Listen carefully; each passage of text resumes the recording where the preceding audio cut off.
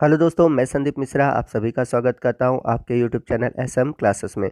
दोस्तों, आज के इस वीडियो में हम बात करेंगे क्लास 12 केमिस्ट्री से जुड़े हुए यूनिट 9 यानी कि चैप्टर 9 उप सहसंयोजक यौगिक, जिसे इंग्लिश में हम कोऑर्डिनेट कंपाउंड कहते हैं। तो ये जो चैप्टर है आपके आने वाले बोर्ड एग्जाम के पॉइंट ऑफ व्यू से मोस्ट इंपॉर्टेंट चैप्टर है, क्योंकि आपके बोर्ड के एग्जाम में इससे 3 नंबर के क्वेश्चन पूछे जाते हैं। तो आज के इस वीडियो में हम जानेंगे कि उप सहसंयोजक यौगिक क्या है, ये कितने प्रकार के होते हैं और इन्हें कैसे वर्गीकृत किया गया है, यानी कि इन्हें कैसे बांटा गया है। तो वीडियो को आप ध्यान से देखिएगा और पूरा देखिएगा, और मैं आपको वीडियो को बहुत ही सिंपल तरीके से और डिटेल में बताऊंगा। तो इसलिए हर एक पॉइंट को आप ध्यान से देखते चलिए और उसे नोट करते चलिए।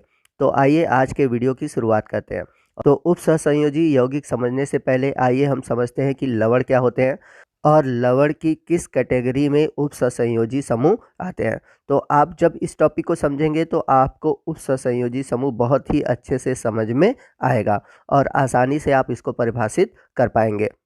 तो लवण के बारे में आप सभी जानते हैं कि अम्ल और क्षार के संयोजन से जो यौगिक बनता है उसे हम लवण कहते हैं। जैसे एग्जाम्पल के रूप में लें NaOH जो कि एक क्षार है और HCl जो कि एक अम्ल है। तो अम्ल और क्षार के संयोजन से बनता है लवण और जल। तो यहाँ पर NaCl जो है यह एक लवण है। और एक पॉइंट को याद रखिएगा कि जब अम्ल और क्षार आपस में संयोजित होते हैं और लवण का निर्माण करते हैं तो इस अभिक्रिया को हम उदासीनीकरण अभिक्रिया कहते हैं। तो यदि हम बात करें लवण के प्रकार की, तो लवण 2 प्रकार के होते हैं। पहला है सरल लवण जिसे इंग्लिश में बोलते हैं सिंपल साल्ट, और दूसरा है योगात्मक लवण जिसे इंग्लिश में कहते हैं एडिशनल सॉल्ट। तो सबसे पहले हम बात करते हैं सरल लवण की। तो आइए समझते हैं कि सरल लवण क्या होता है। तो जो सरल लवण होते हैं वह सीधे धन आयन एवं ऋण आयनों के संयोग से बनते हैं। जैसे एग्जाम्पल के रूप में लें सोडियम क्लोराइड यानी कि NaCl, पोटेशियम क्लोराइड यानी कि KCl, कॉपर सल्फेट यानी कि CuSO4, पोटेशियम सल्फेट यानी कि K2SO4। ये सभी सरल लवण हैं।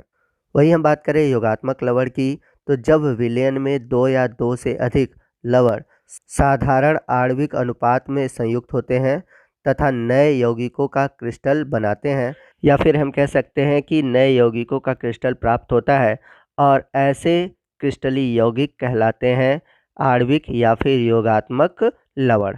तो आप इस तरह से समझ सकते हैं कि जैसे कोई सरल लवण है, सभी सरल लवण योगात्मक लवण नहीं बनाते हैं, लेकिन सरल लवणों के मिलने से ही योगात्मक लवण बनता है। तो जैसे हम एग्जाम्पल के रूप में ले लेते हैं यहाँ पर K2SO4, और दूसरा सरल लवण लेते हैं Al2SO4 का थ्वाइस।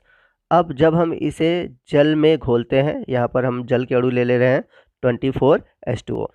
तो जब हम इन्हें घोलकर विलयन बनाते हैं तो यह एक निश्चित अनुपात में मिलकर एक नया प्रोडक्ट यानी कि उत्पाद बनाते हैं, जिन्हें हम आणविक या फिर योगात्मक लवण कहते हैं। तो यहाँ पर K2SO4, Al2SO4 का थ्वाइस और 24H2O आपस में मिलकर बना रहा है K2SO4 इंटू Al2SO4 का होल थ्वाइस इंटू 24H2O, जिसे हम पोटास एलम यानी कि फिटकरी के नाम से जानते हैं। तो फिटकरी जो है यह एक योगात्मक लवण है। तो यहाँ पर हम देख सकते हैं कि फिटकरी का जो निर्माण हुआ है वह 2 सरल लवणों यानी कि K2SO4 और Al2SO4 के होल थ्वाइस से हुआ है। आप योगात्मक लवण के और भी उदाहरण देख सकते हैं, जैसे कि K4FeCN6। तो आइए एनिमेशन के द्वारा समझते हैं कि योगात्मक लवण फिटकरी का निर्माण कैसे होता है।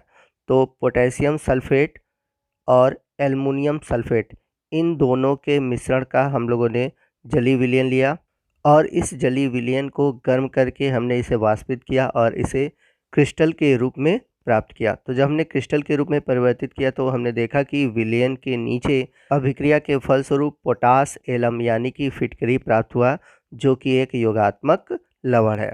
तो योगात्मक लवण का निर्माण 2 या 2 से अधिक सरल लवणों से होता है।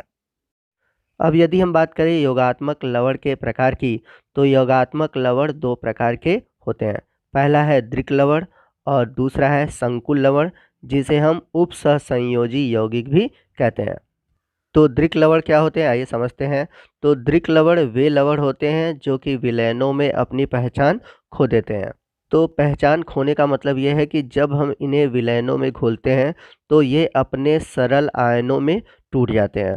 तो हम इन्हें इस प्रकार से भी परिभाषित कर सकते हैं कि ऐसे लवण जो कि विलयनों में घोलने पर अपने सरल आयनों में विभक्त हो जाते हैं, उन्हें हम दृक लवण कहते हैं। जैसे एग्जाम्पल के रूप में लें, अभी हम लोगों ने ऊपर देखा था फिटकरी यानी कि पोटासियम, जिसका फॉर्मूला था K2SO4 इंटू Al2SO4 का होल थ्राइस इंटू 24H2O। अगर इसे हम जल में घोलते हैं तो जब हम इसे जल में घोलेंगे तो यह अपने आयनों में विभक्त हो जाते हैं। तो यहाँ पर आप इनके आयन देख सकते हैं। तो आप इनके आयन देख सकते हैं, potassium 1 positive ion, aluminium 3 positive ion और SO4 2 नेगेटिव आयन। तो आप दृक लवण को इस प्रकार से भी परिभाषित कर सकते हैं कि दृक लवण वे लवण होते हैं जो ठोस अवस्था में स्थायी होते हैं लेकिन जलीय विलयन में पूर्ण रूप से आयनित हो जाते हैं। यानी कि जब भी इन्हें जलीय विलयन में घोला जाता है तो यह अपने आयनों में टूट जाते हैं। तो आइए एनिमेशन के थ्रू समझते हैं। जैसा कि आप देख सकते हैं कि जब हम पोटासियम यानी कि फिटकरी को जल में घोलते हैं तो जल में घोलने पर यह अपने आयनों में टूट जाता है। इसके आयन कौन कौन से हैं? पोटेशियम आयन, एल्युमिनियम आयन और सल्फेट आयन। तो ये सभी आयन आपको अलग अलग कलर में जलीय विलयन में दिखाई दे रहे होंगे। आइए नेक्स्ट हम बात करते हैं योगात्मक लवण के दूसरे प्रकार की, जिसे हम संकुल लवण या फिर उपसहसंयोजी यौगिक के नाम से जानते हैं। और आपको इस पूरे चैप्टर में संकुल लवण या फिर आप जिसे उपसहसंयोजिक यौगिक के नाम से जानते हैं, इनके बारे में डिटेल से पढ़ना है। तो आइए समझते हैं कि संकुल लवण या फिर उपसहसंयोजी यौगिक क्या होते हैं। तो उपसहसंयोजी यौगिक वे यौगिक होते हैं जो कि जलीय विलयन एवं ठोस अवस्था दोनों में स्थायी होते हैं, अर्थात ये जल में पूर्ण रूप से आयनित नहीं होते। जैसा कि पीछे हम लोगों ने देखा कि दृक लवण ऐसे लवण थे जो कि ठोस अवस्था में स्थायी थे, परंतु जब इनका जलीय विलयन बनाया गया तो ये पूर्ण रूप से आयनित हो जाते हैं, यानी कि पूर्ण रूप से टूट जाते थे। लेकिन जो संकुल लवण होते हैं या फिर उपसहसंयोजी यौगिक होते हैं, ये ठोस एवं जलीय दोनों अवस्थाओं में स्थायी होते हैं। ये अपने आयनों में पूर्ण रूप से टूटते नहीं हैं। तो ऐसे यौगिक जिनका अस्तित्व ठोस अवस्था और विलयन अवस्था दोनों में बना रहता है, उन्हें हम उपसहसंयोजी यौगिक कहते हैं। तो आइए इसे एक उदाहरण के द्वारा समझते हैं। तो जैसे यदि हम बात करें पोटेशियम फेरोसाइनेट, जिसे हम K4FeCN6 से प्रदर्शित करते हैं, तो यह एक उपसहसंयोजी यौगिक है। तो जब हम इसे जल में घोलते हैं तो इसमें आप देख सकते हैं कि यहाँ पर बड़ा ब्रैकेट है और बड़े ब्रैकेट के बाहर जो तत्व या यौगिक होते हैं उन्हें हम प्रति आयन कहते हैं। तो जब हम उपसहसंयोजी यौगिक को जल में घोलते हैं तो इसके जो प्रति आयन है वो आयनित रूप में टूटकर अलग हो जाते हैं, लेकिन जो बड़े ब्रैकेट के अंदर होते हैं वो आयनों में नहीं टूटते।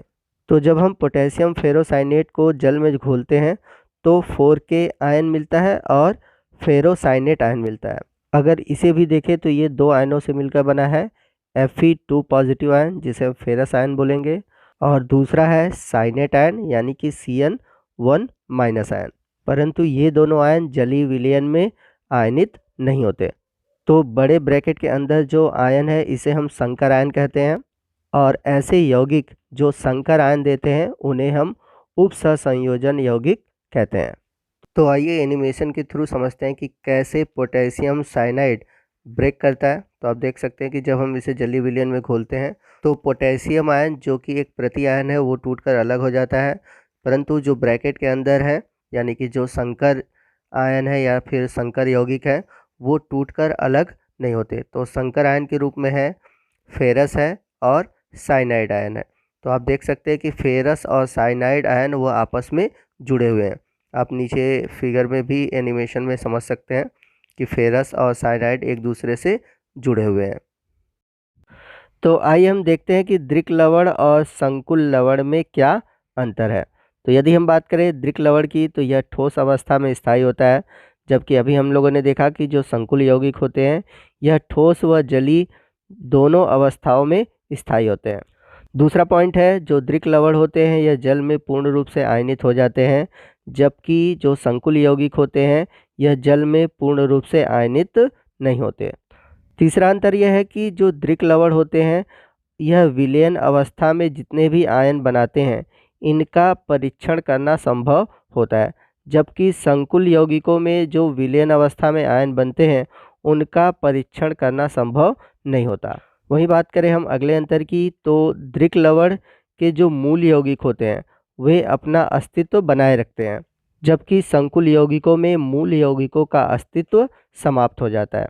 अगला अंतर है, इनमें मुख्यतः आयनिक बंध पाए जाते हैं, जबकि संकुल यौगिकों में उपसहसंयोजक बंध पाए जाते हैं। तो कैसे उपसहसंयोजक बंध बनता है मैं आगे आपको वीडियो में बताऊंगा।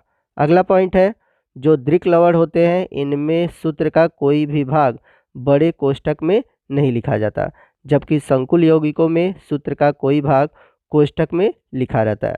जैसे अगर हम संकुल यौगिक का एग्जांपल लें K4FeCN6, तो यहाँ पर आप देख सकते हैं कि FeCN6 जो है वो बड़े कोष्ठकों में लिखा गया है, जबकि आप दृक लवण में देख सकते हैं कि यहाँ पर कहीं भी बड़े कोष्ठक का प्रयोग नहीं किया गया है। तो दोस्तों ये था हमारा आज का वीडियो, जिसमें हमने जाना कि उपसहसंयोजी यौगिक क्या होते हैं और वो किस प्रकार के गुण प्रदर्शित करते हैं। तो आने वाले दिनों में हम उपसहसंयोजी यौगिक से जुड़े हुए जितने भी टॉपिक हैं उनको डिस्कस करेंगे। तो आने वाले वीडियो मोस्ट इम्पॉर्टेंट है, आप वीडियो को ध्यान से देखिएगा। तो आपको आज का वीडियो कैसा लगा आप कमेंट करके ज़रूर बताइएगा। अगर वीडियो अच्छा लगा हो तो वीडियो को लाइक और शेयर करना मत भूलिएगा। और यदि आप हमारे चैनल पर नए हैं और अभी तक आपने हमारे चैनल को सब्सक्राइब नहीं किया है तो प्लीज़ हमारे चैनल को सब्सक्राइब कर लीजिए और बगल में जो बेल आइकन है उसे प्रेस करना मत भूलिएगा, ताकि जब भी मैं इस तरह के वीडियो अपलोड करूँ उसका नोटिफिकेशन आपको मिलता रहे। तो दोस्तों मिलते हैं अगले वीडियो में अगले टॉपिक के साथ, तब तक के लिए जय हिंद जय भारत।